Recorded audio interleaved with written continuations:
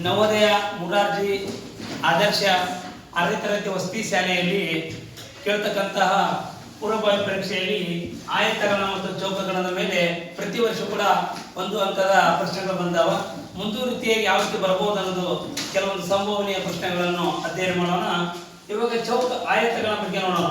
ಆಯತಗಣಕ್ಕೆ ಬಿಂದುಗಳ ಸಂಖ್ಯೆ ಎಷ್ಟು ಅಂತ ಕೇಳ್ತಾನ. ಬಿಂದು ಅಂದ್ರೆ ಒಂದೇ, ಶೃಂಗಗಳಂದ್ರು ಒಂದೇ. ಎಷ್ಟು ಇರ್ತಾವಪ್ಪ ಅಂದ್ರೆ ಆಯತಗಣಕ್ಕೆ ಶೃಂಗಗಳು 8 ಇರ್ತಾವ.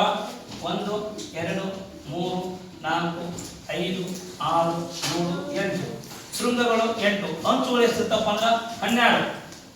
1 2 3 4 5 6 7 8 9 10 11 11 12 ಈ ರೀತಿ ಅಂಚುಗಳು 12 ಇರ್ತಾವ. ಮುಖಗಳು ಎಷ್ಟಪ್ಪ ಅಂದ್ರೆ 6. ನೋಡೋಣ ಮುಖಗಳಪ್ಪ ಅಂದ್ರೆ ಆಯತಗಣ ನೋಡ್ರಿ ಇಲ್ಲಿ 1 2 3 4 5 6 ಆಯತಗಣಕ್ಕೆ ಮುಖಗಳು 6. ಇಟ್ಟಂಗಿ ಕೂಡ ಆಯತಗಣಕ್ಕೆ ಸರಿಯಾದ ಉದಾಹರಣೆ. ಆಯತಗಣಕ್ಕೆ ಇನ್ನು ಆಯತಗಣದ ಘನಫಲ ಕೇಳ್ತಾನ.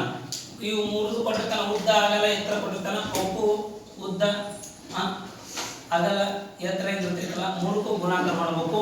ಉದ್ದ 8 ಅಗಲ 8 ಎತ್ತರ. ಇದು ಆಯತಗಣ ಘನಫಲದ ಸೂತ್ರ. ಇದೇ ರೀತಿಯಾಗಿ ಆಯತಗಣ ಮತ್ತು ಚೌಕಗಣ ಒಂದಕ್ಕೊಂದು ಸಾಮ್ಯತೆಯನ್ನು ಒಳಗೊಂಡಾವ. ಆಯತಗಣ ಅಂಚುಗಳು 8 ಇರ್ತಾವ ಹೌದಿಲ್ಲ. ಚೌಕಗಣಕ್ಕೂ ಕೂಡ ಬಿಂದುಗಳು ಎಷ್ಟು 8, ಅಂಚುಗಳು 12, ಮುಖಗಳು 6. ಚೌಕಗಣ ಘನಫಲ ಬಾವು ಇಂಟು ಬಾವು 3 ಸಲ ಗುಣಾಕಾರ ಮಾಡಬೇಕು. ಈ ರೀತಿಯಾಗಿ ಇದು ಒಂದು ಕೂಡ ಚೌಕಗಣಕ್ಕೆ ಉದಾಹರಣೆ.